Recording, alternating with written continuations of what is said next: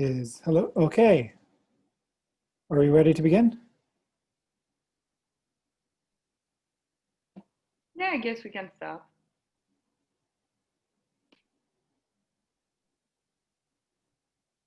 Okay. Just thank you for beginning. I just want to introduce ourselves before we begin this webinar. My name is Richard Carlson, and I'm the Director of Energy Policy at Pollution Probe. For those of you who don't know us, Pollution Probe is Canada's oldest homegrown environmental NGO, and we just celebrated our 50th anniversary. Pollution Probe works to improve the health and well-being of all Canadians. We work collaboratively with all participants to develop durable solutions to the most pressing environmental problems in Canada. Some recent energy work of ours includes looking at the future of natural gas and urban energy solutions for replacing the Pickering nuclear station when it retires in 2025. You can find more details on our website.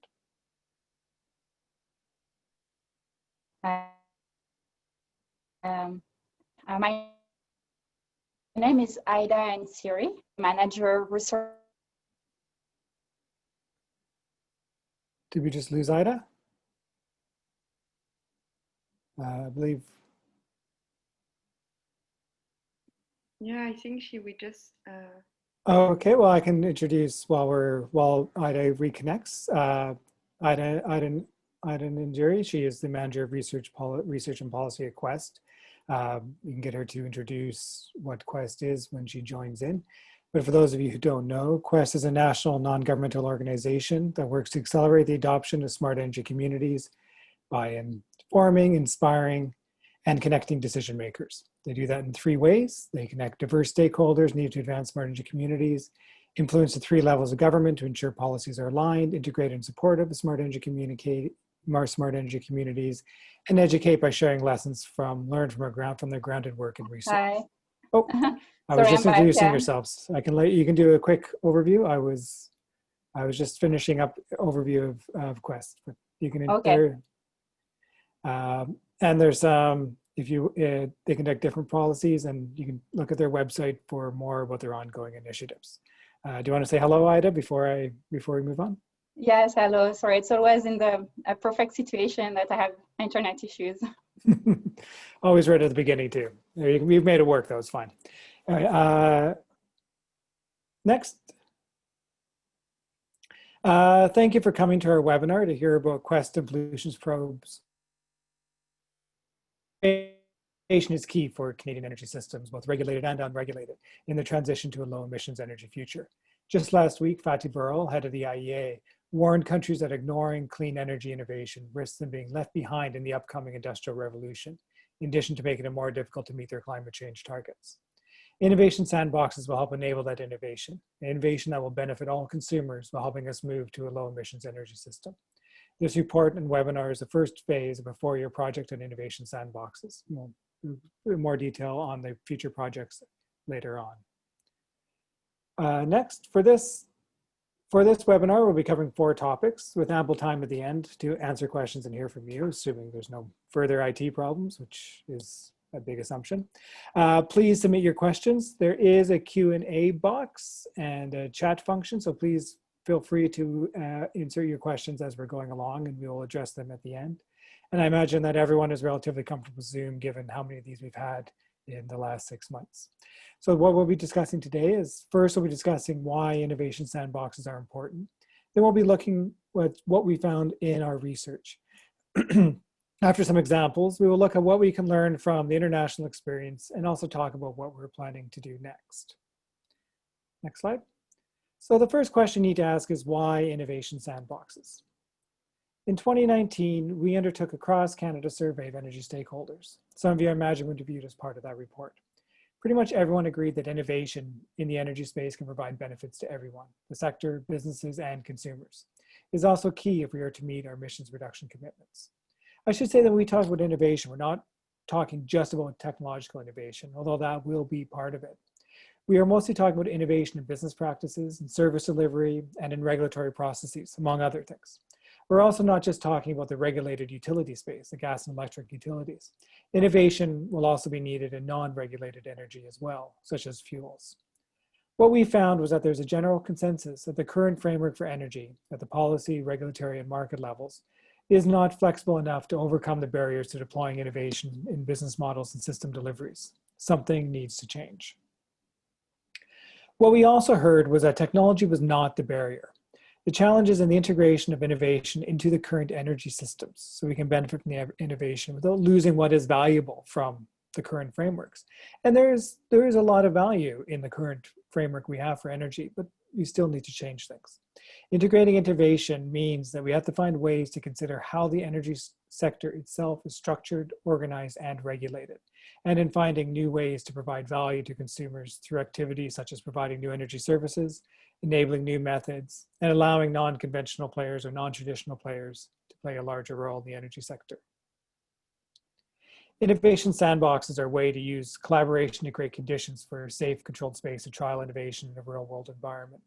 We were talking about innovation in the energy sector, but the idea of innovation sandboxes actually came out of what was done in other sectors. Innovation sandboxes originated in the financial technology space. And since 2016, when the UK developed the first FinTech Innovation Sandbox, 50 jurisdictions, including Canada, have developed FinTech sandboxes. And many times, innovation sandboxes are often reduce the idea of regulatory trials or allowing changes to regulatory rules. But many jurisdictions have moved beyond a mere regulatory exemption-led approach to encompass mechanisms of collaboration, mechanisms of learning and information sharing that address both regulatory and policy issues. We'll be talking more about this later. And by testing innovation in a real-world environment, innovation sandboxes provide an opportunity for controlled experimentation in processes, procedures, policies, rules, or regulations with the aim of creating systemic and durable changes that ensures that all customers can benefit. Now, one question we also get asked quite a bit is, how are innovation sandboxes different than demonstration projects? And at their core, innovation sandboxes are interested in scaling up mature technology rather than just demonstrating the technical feasibility of a technology. This scaling up and how you can scale up innovation could include business models, could include how to get technology implemented, such as how do we introduce residential demand response. The technology may already be there, but it's just how do we get it into the sector and how do we integrate it into what we are doing at the moment in the energy system, in our energy systems. Innovation sandboxes focus on structural barriers, such as policy and regulatory. And unlike demonstration projects, they do not always rely on public funding. Sometimes they do, but sometimes they do not. And the hope is that if that public funding be required for scaling up. And so demonstration projects are more passive. And once the feasibility of a technology is demonstrated, they can be challenging to replicate. So many times you have a demonstration project just being a one-off. It demonstrates something and then it ends. Because it does not look into the institutional barriers that look into, okay, what is that innovation beneficial and how do we replicate it and scale it up throughout the entire energy systems? And that's really where innovation sandboxes come in, because innovation sandboxes adopt an ecosystem approach that is inclusive of stakeholders and looks at creating durable change while protecting all customers. Aïda? Thank you, Richard. So after this overview of why we need Innovation Sandbox, let's enter the unfamiliar world of Innovation Sandbox to better understand how they are being conceived, developed, and implemented in the energy sectors. And we'll do so by reviewing 3 key findings. So the first finding is that Innovation Sandboxes are a toolkit of diverse policy and programs. The second finding is that they have multiple benefits. And the third finding is that Innovation Sandboxes are diverse in their design, objectives, and implementation. And these findings are the result of an international research we conducted this summer, where we examined the characteristic of Innovation Sandboxes in the energy sector that have already been implemented in 8 jurisdictions and that are being developed in 2 others. We also conducted interviews with 6 regulators. And the findings were published in a report last month. And this is really the first comparison of Innovation Sandbox available in English and French. And so it's really like fill a research gap. The first finding is, as Richard already mentioned, that Innovation Sandboxes are not only about regulatory trials. Our research shows that energy sandboxes are broader than that. They typically consist of 3 tools. First are innovation hubs, which use collaborative tools or platforms to enable knowledge exchange and the sharing of lessons learned among the diverse stakeholders involved in the energy sectors. The second tool are inquiry services, which are avenues for innovators to informally discuss their project with policymakers or regulators to get feedback, and also to help them navigate the complex energy landscape and understand if the barriers they see are real or just perceived. Because as we will see, most of the time those barriers are only perceived. And the third tool is that the regulatory trials. And those trials address real regulatory barriers by granting innovators specific time-bound exemptions and derogations from regulations in order to test new ways of doing things. So the length of exemptions can vary up to 2 years in the UK, 10 years in the Netherlands, for example, and in some cases, they can also be renewed. But to be effective and prevent abuses, regulatory trials have to be carefully framed around a series of criteria and parameters to ensure both things: for that consumers are still protected, and also to ensure that there is safe exit strategies when we end the trial. The last avenue, the last feature, of Innovation Sandbox is that the findings from the innovation hubs, the inquiry services, and the regulatory trials are collected and documented, and that they are used to inform policies and regulatory changes. And by using real-world information, this allows the regulators, the policymakers, and all the stakeholders in the energy sectors to better identify and refine tailored solutions, and thereby to be prepared to the energy future in their jurisdiction.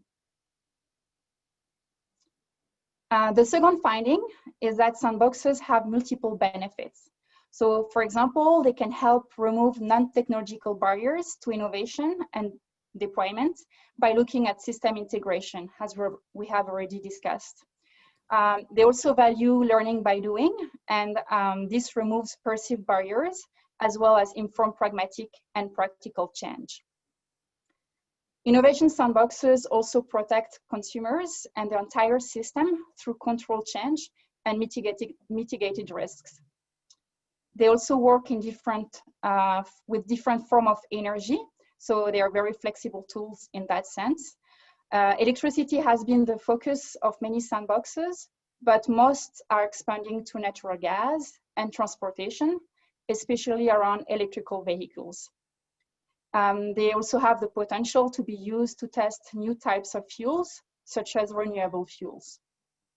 So far, the main focus of applying Innovation Sandbox in the electricity system has been in the 4 following areas.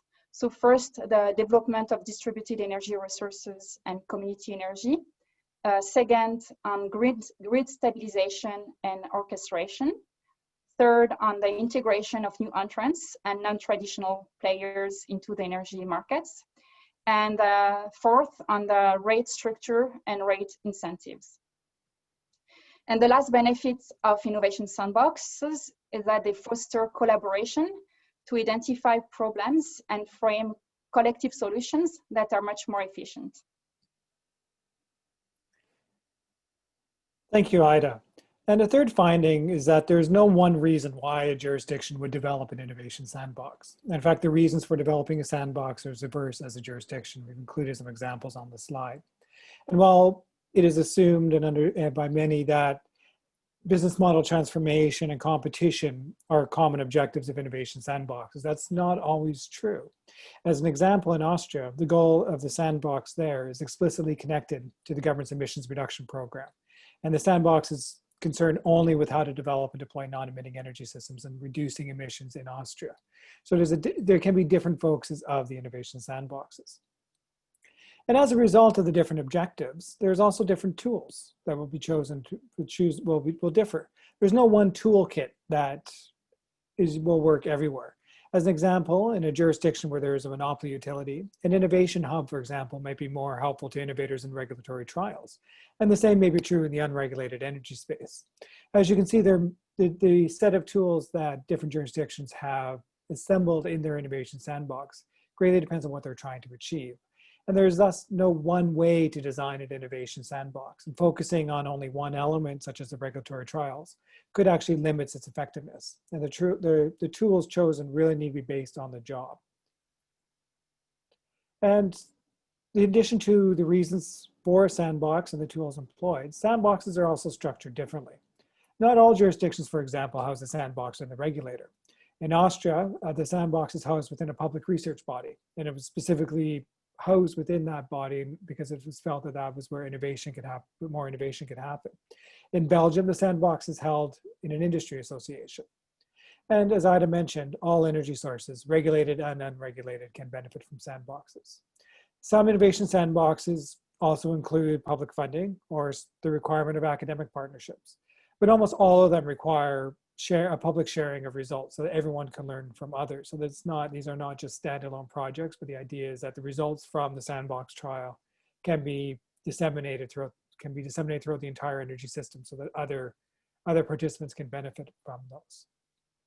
And even in those jurisdictions that have regulatory trials, some of the calls for projects are open calls, like in the UK, where the regulator just says they are interested in innovation projects and people approach them with ideas. Other jurisdictions hold thematic calls for projects, such as a call on a particular topic, such as EVs, for example.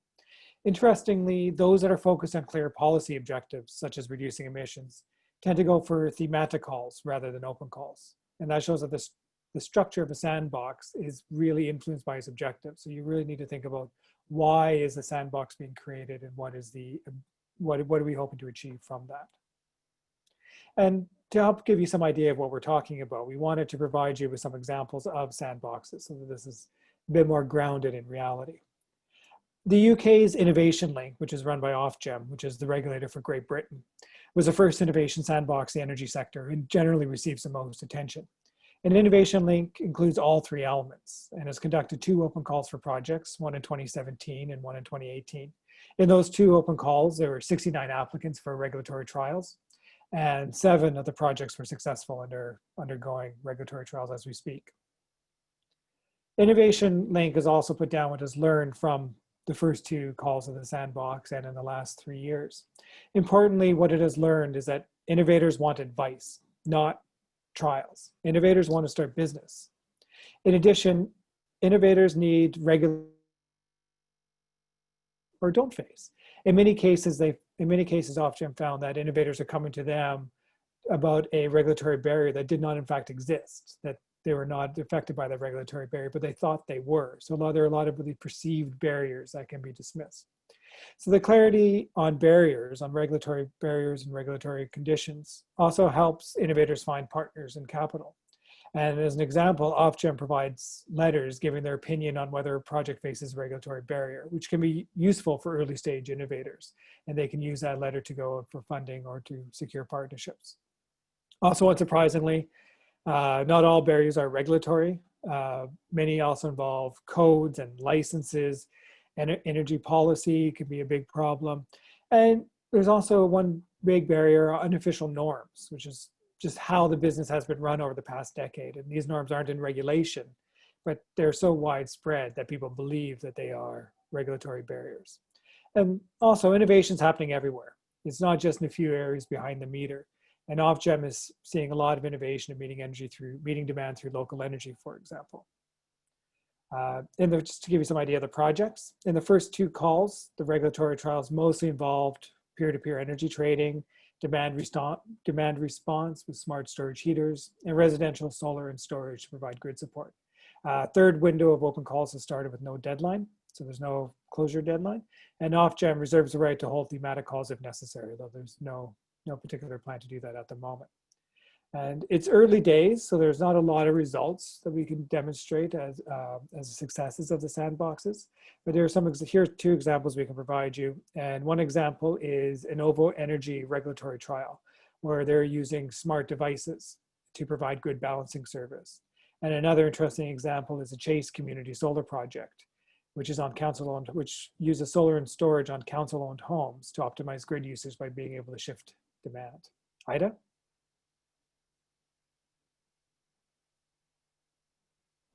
I'm muted, sorry. Yeah, second example that I wanted to share with you was the Italian example. So the Italian energy regulator called ARERA has developed a sandbox-like initiative as early as 2012. They do not call it a sandbox initiative, even if there is all the features of it and the spirit is the same. So this sandbox-like initiative has evolved over time.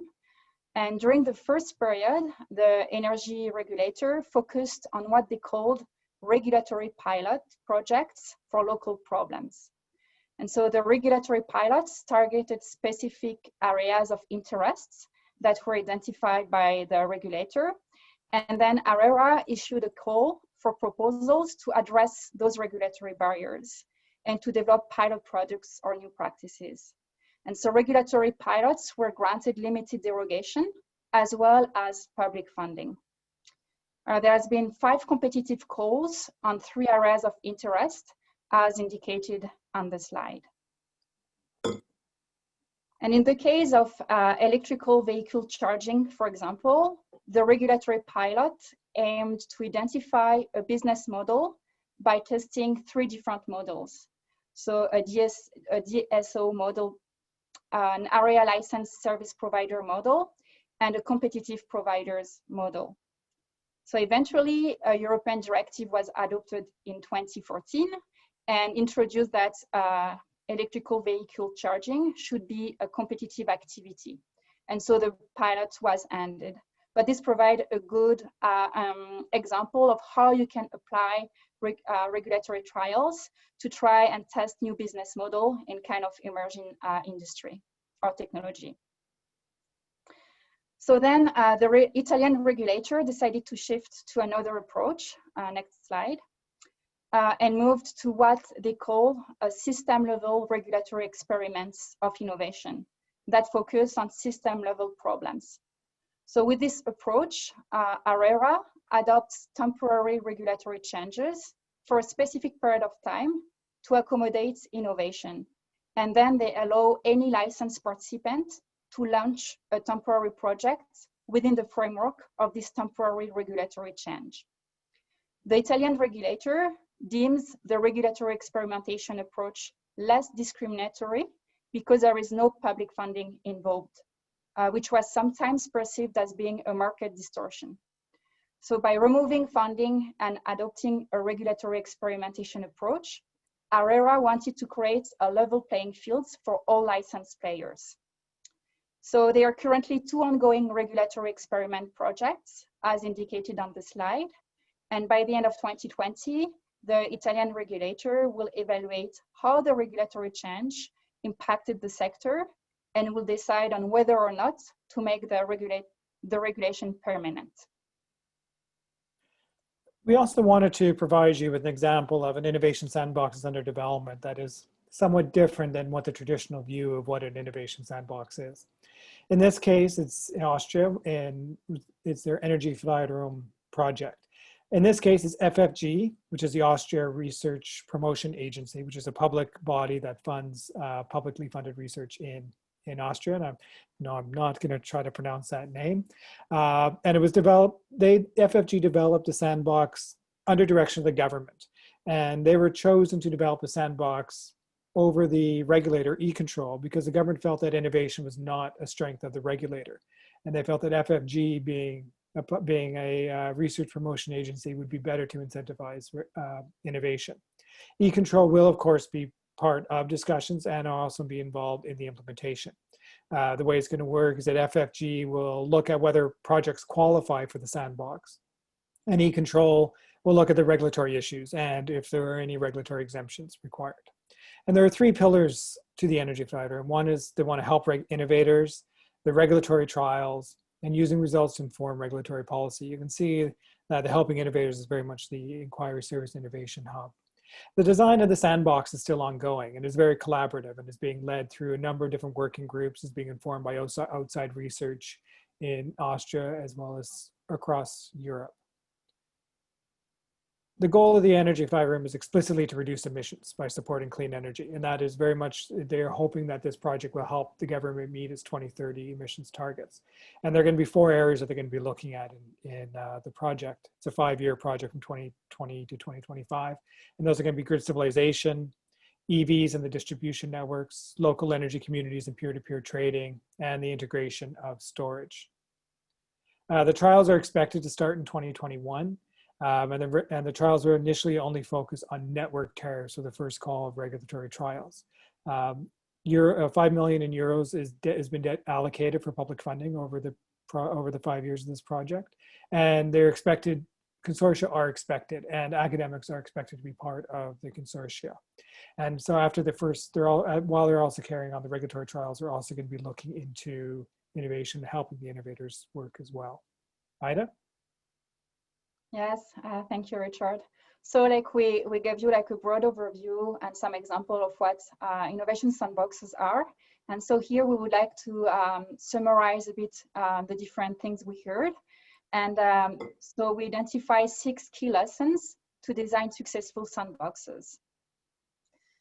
And so the first lesson is that a well-designed sandbox needs to prioritize ongoing learning to inform policy, regulatory, and other institutional changes, as we've seen like throughout this presentation.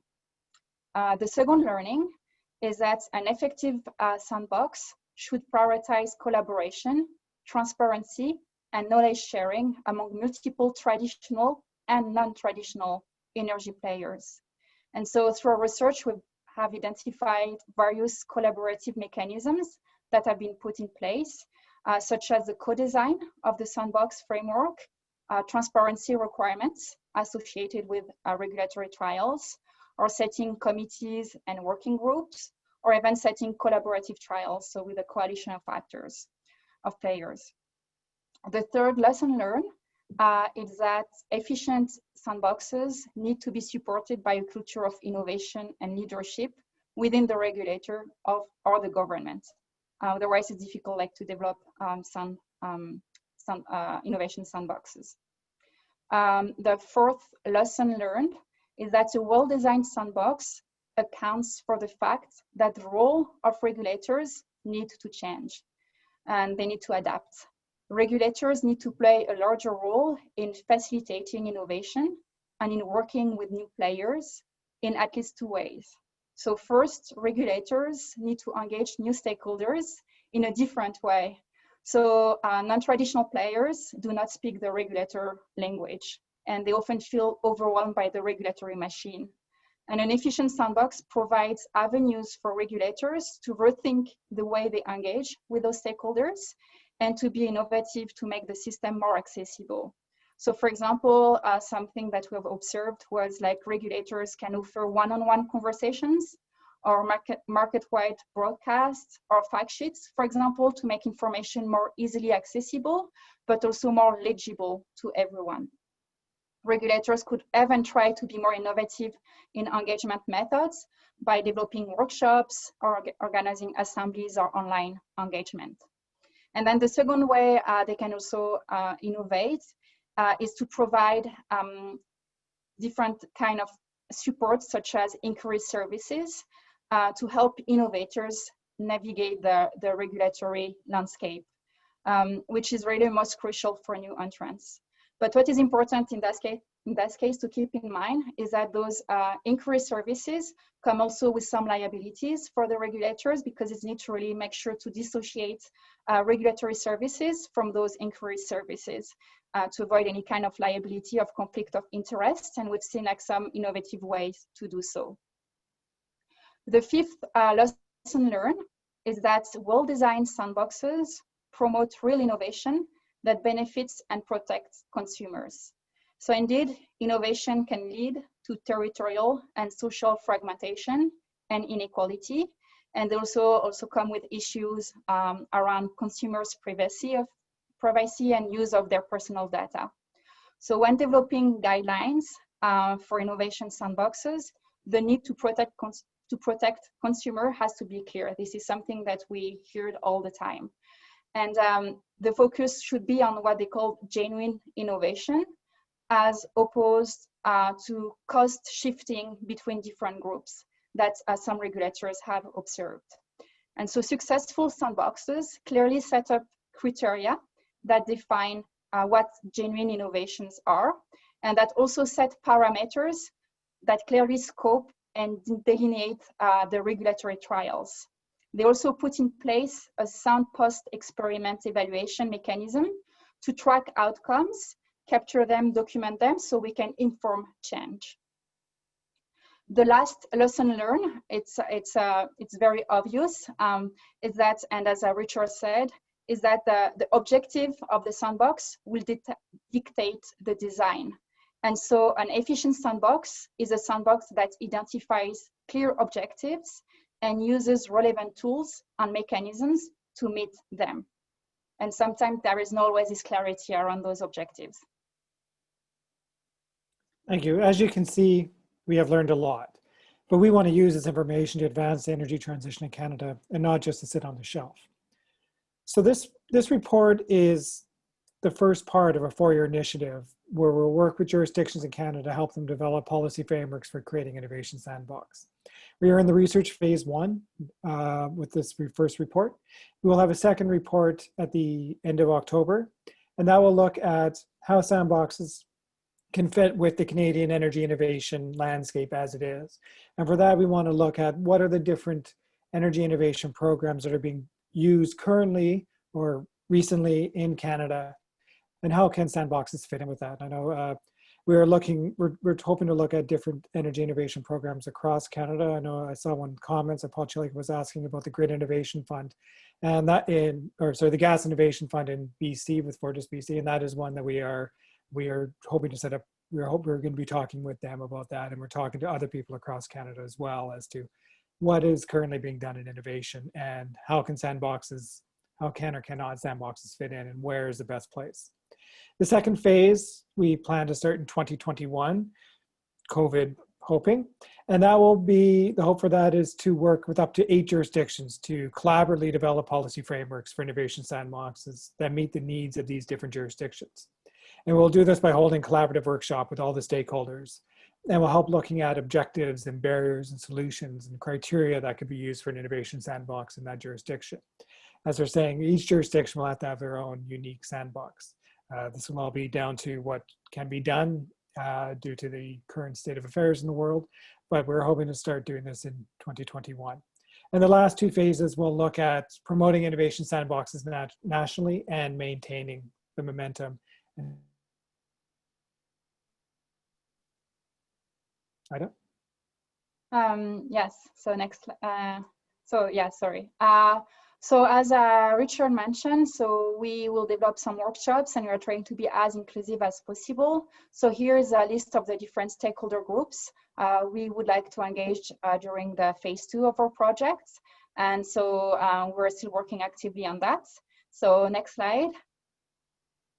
If you're interested in learning more about this project, you can still connect on our website and register to the mailing list, so you can stay up to date on the project.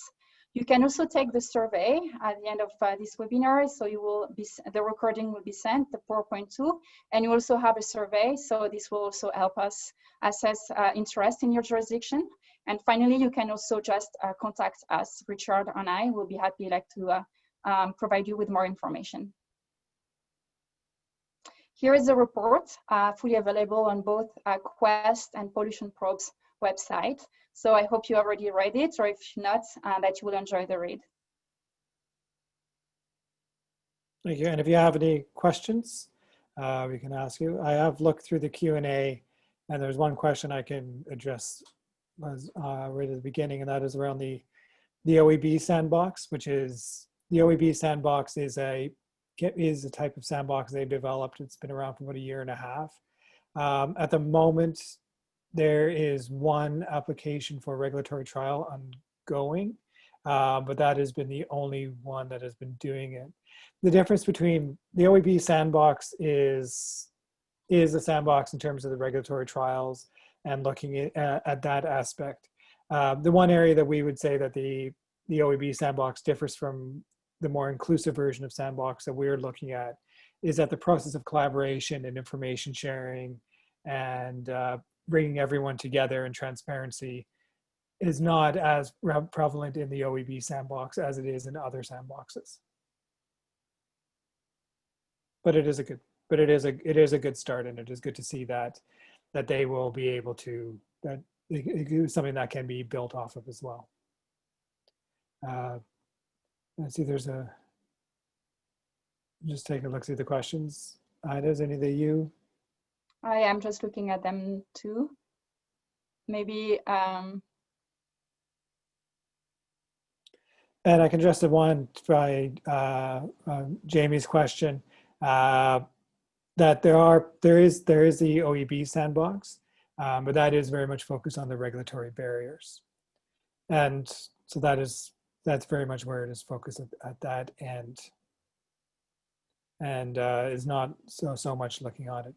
Another question was on expand on the role of government, and really what we heard from everywhere is that leadership is crucial. I think it was one of the lessons that I'd identified, is that leadership is crucial for helping push innovation, for making sure it's promoted throughout the jurisdiction.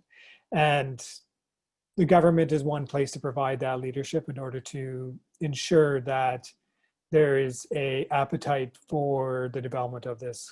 I mean, everyone has to be on board in order for this to happen, but government is one of the people that do have to be on board in order to help push some of the innovation. Regulators can provide the leadership. And in the UK, for example, the leadership was very much to the regulator, but the idea of the Innovation Sandbox was also something that government was interested in, not on the energy side, but in other areas. So that it was the leadership in that case is done through the regulator, but the government was still a supportive partner. Hi, Richard, Aïda, Emily from Quest here. I'm just wondering if it would be easier for you if I read out the questions? Yeah, maybe. Absolutely. Okay, thank you so much. So we have one question here. Are there any plans to bring this to Ontario on a province-wide scale? That was the one question. Sorry, I guess I should have said I answered that one. There is already the OEB in Ontario project, but that will be, but that could be extended as well. So there is that's where it is standing in Ontario at the moment. Great, thank you. Next question, do regulatory barriers not exist for demos or trials or new riskier RD&G? And what can help these types of innovation happen without negative regulatory recourse?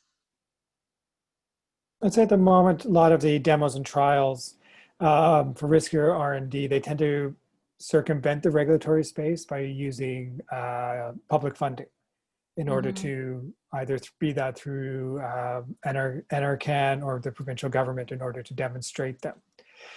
So in that case, they can kind of circumvent the regulatory environment. They could be, some of the regulatory barriers could be around the funding of projects, about whether or not utilities are able to fund different projects.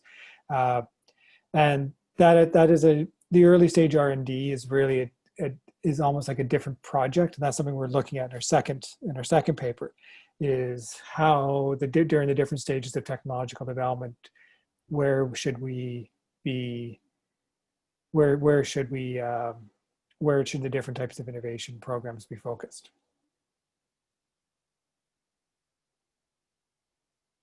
Great, thank you. And next question, we still have about 20 minutes for questions, so if anybody else has questions, please include them in the Q&A box. Next, where are we at bringing the sandbox approach to Alberta, and particularly AUC? And what are the next steps? I think this has been answered at the end of our presentation. We're still working with jurisdictions, and so we cannot really share right now who we work with, but we hope to do so in the coming months.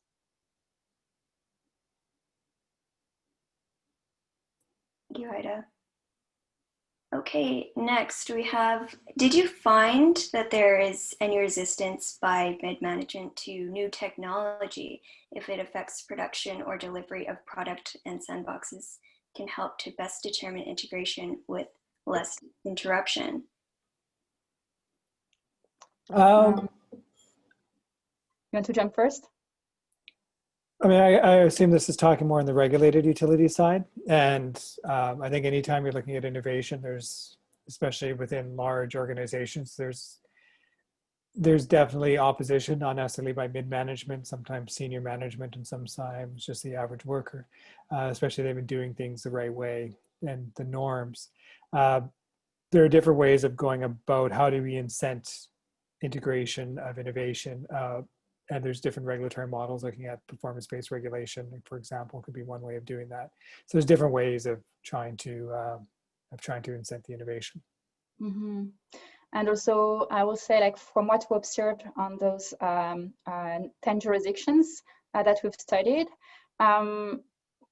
especially in countries that has like large utilities that used to be former monopolies, or that are like have a big share of the market, there is indeed some also resistance to implement those kind of innovation sandboxes, just because they see also like they're not always open to have new players enter the market and take their share, or like they're afraid of the issues of around like equity on this grid system.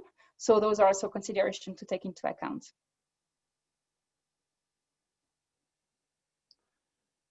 And I think the next question from Jamie is really much you, Aïda. Yes, so I think we can consider municipalities as new entrants in the energy system, especially know that there is more and more distributed energy resources, so they can have like they can be more involved. Sometimes also they have community energy plans in place to reduce their greenhouse gas emissions, or to try to be more resilient to the impact of climate change and ensure there is energy resilience. So those are different ways that municipalities are like, I would say, like claiming back the energy space. And so for sure, those are key players we would like to have also in important players we would like to have in our stakeholder engagement workshops, because of course in some cases they can be new players, but also in other cases we have, like such in Alberta, also municipally owned utilities, and so through that they can also be important actors to promote innovation. Great, thank you. So the next question has two parts. How has regulatory conversations been proceeding? Are they receptive? And the second part is different perspectives or concerns from east to west with that. So are there differences in perspective? We've been talking to regulators about this project. We've been keeping them talking to the Canadian Association of Regulators, as well as individual regulators across the country. I don't think there are differences, of course. Each jurisdiction is different and has their own priorities, but innovation is a concern for all of them. And so more or less different areas. I think a lot of the differences come down to the structure of the jurisdiction, as to if it's a monopoly jurisdiction as opposed to a more competitive jurisdiction.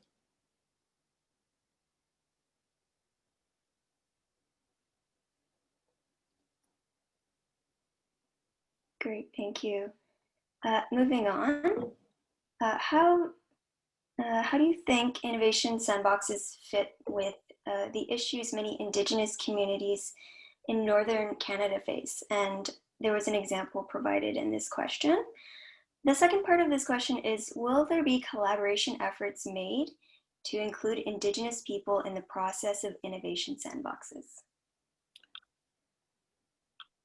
Well, I believe in Canada now that anytime you have an energy project, you have to consult with the Indigenous peoples across the country.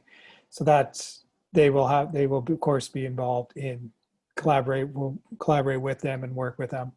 And I believe that there's a chance for, if Indigenous communities in Northern Canada are interested in innovation and how the Innovation Sandboxes can help them try to find new ways of meeting their energy needs in very particular circumstances. And they were included in our list of stakeholders. So yeah, this is something we also keep in mind because they are more and more like also involved in community energy projects. So this is another also entry point for them through the Innovation Sandbox.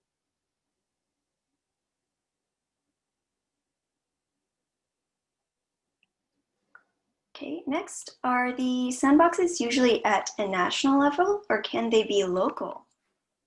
So I will say that usually not all the time, but usually innovation sandboxes are developed either by the government or the regulator. So usually the government or the regulator are always like either at the federal or provincial territorial level. So most of the sandboxes we have seen have been like at the national or at the provincial level, but not at the local level. I think it just goes with who is in control of the energy systems. And usually it's either the federal states or the provinces or territories.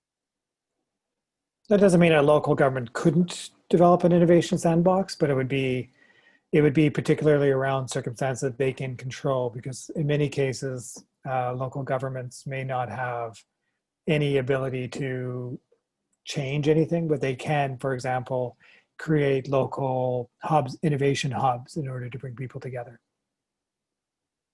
if that is needed in that area.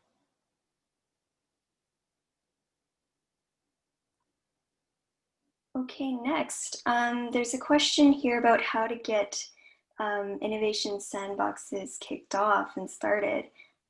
This question noted that your presentation covers innovation sandbox design and operation, but how do you get started? So yeah, I would say that there is two ways we've seen. Either we've seen like a very like a top-down approach. For example, the French regulator decided to implement a sandbox, and so they developed the framework. They asked just for kind of feedback on the framework they designed, and then they just like implemented it.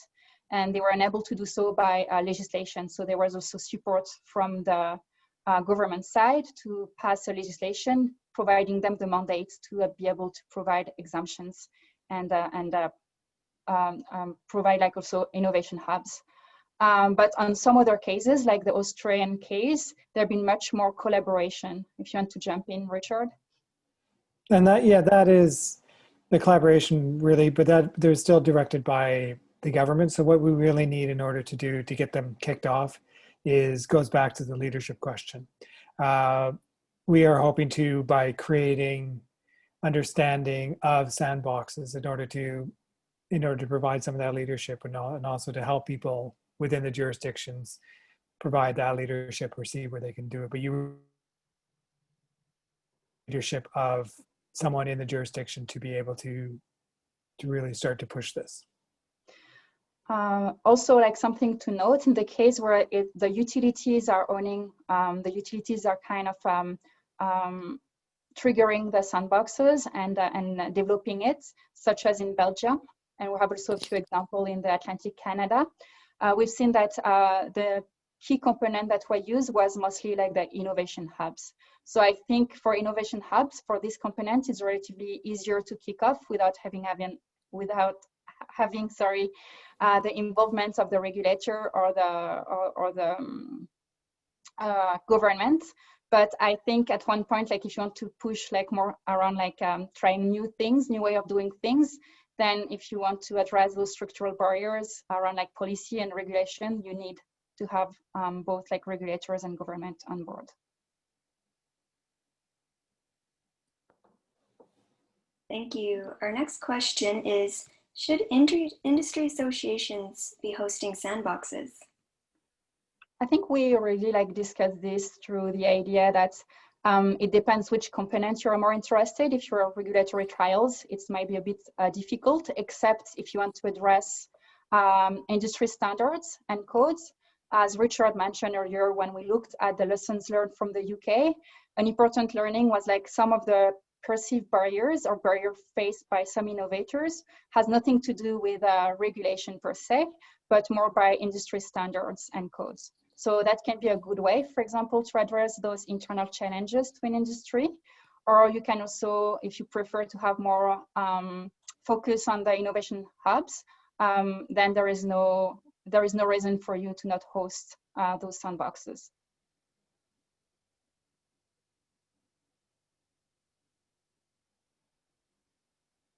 Great, thank you. Next question.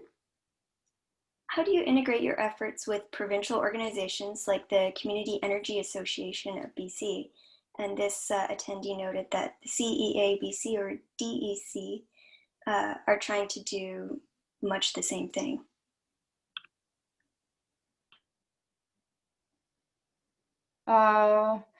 I will say that we are open to collaboration. The idea really of innovation hubs and sandboxes has to be like collaborative. So as I mentioned, as Richard mentioned, we're just about to start phase 2, where we'll like dig a bit more into the implementation of those workshops and developing frameworks. So more to come soon, hopefully.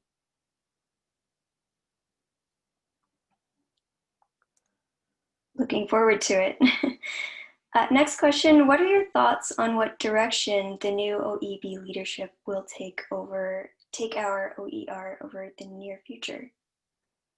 I guess that's OEB, Nabila. I have no idea. trying to guess what it's a bit of criminology, trying to figure out what the regulator is doing, I think. We are talking to them, and we are hoping that they will be more interested in collaboration and in information sharing.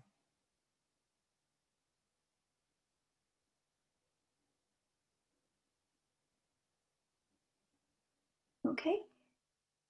Next question, can you elaborate on finding champions at all levels, utility, government, municipal, technologies, etc., and how to connect with them?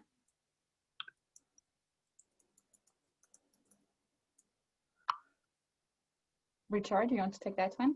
Well, I guess that would be part of what this webinar is that we are hoping by socializing this paper and by holding this webinar and by talking to people that we'll be able to find the champions.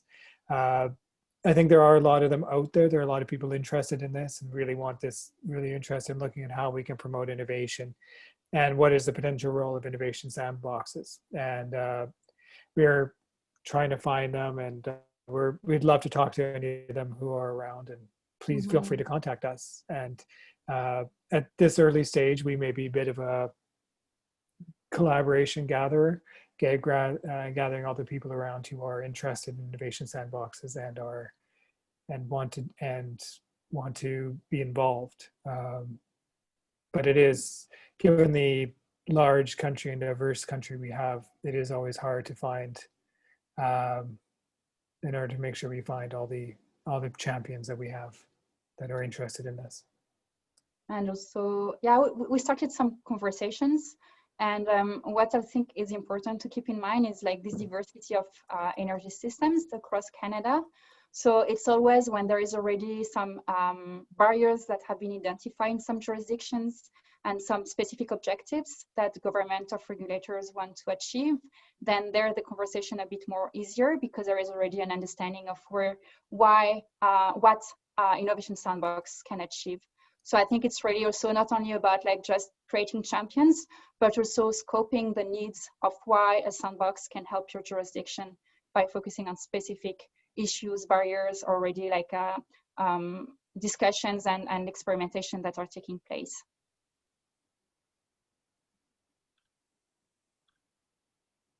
Okay, so just a note on time, we have 5 minutes left. So I'll just pick 2 or 3 more questions before we end off. Another question here, is it possible to consider a sandbox over multiple jurisdictions, such as 2 provinces?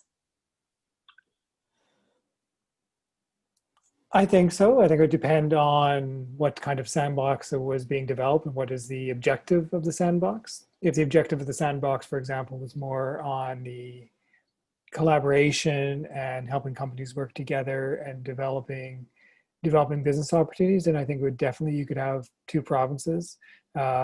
perhaps in some parts of the country, there'd be regional sandboxes. Maybe in the north, it'd be better, given the lack, it may be better to have more of a regional sandboxes where you have the different territories collaborating together as well, or same thing possibly in Atlantic Canada. Louis, I imagine you're thinking more of the Ontario, Quebec, which could be interesting as well, because that could also looking into how the different companies can work together and across Canada. And I have been informed that the EU is looking into sandboxes that cross jurisdictions as well.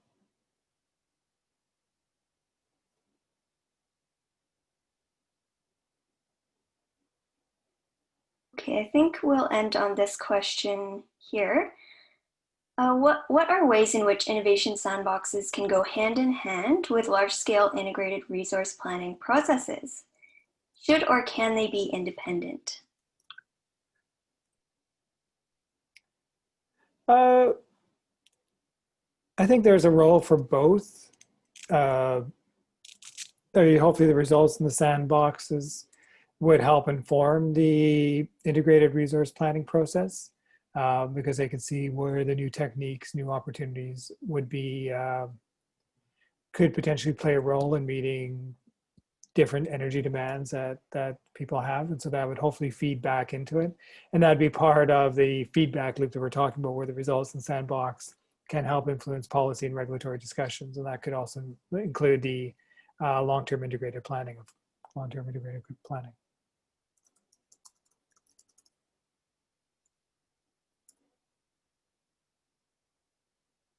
Great, thank you.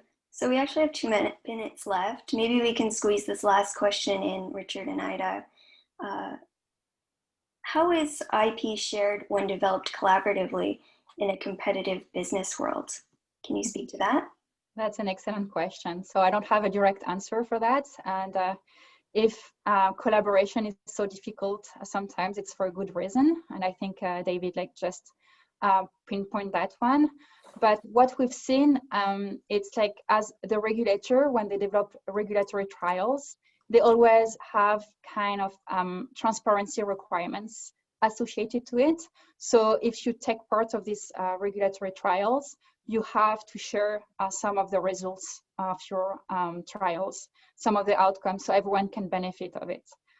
So that's a way. So there is no really like IP. It's like more sharing the results of your experiment. And I think this is something that's slowing down. So we haven't I don't have a clear answer for that. I think it's still something that need to be discussed when we do collaboration. And that's, yeah, for sure, a key barriers, more internal barriers, yeah.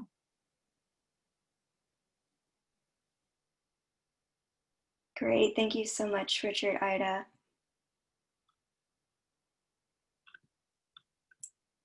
And that's it for our questions. I just want to note to all of our attendees that this webinar is recorded and we will be sending it out shortly. Please share with anyone that could not attend the webinar as well. We'll be providing you with a link through an email, and you can also find a copy of this webinar on Quest's YouTube page. Included in our email with the recording, we'll also be sending you a short survey to complete about the webinar. Your feedback would be much appreciated, so please fill that out for us. Lastly, Richard and Aïda, if anyone has any further questions, I'm guessing that they can send you an email at the addresses you've provided here? Correct. Please do. Great, thank you so much. Thank you. Bye. Now the uncomfortable waving. Bye.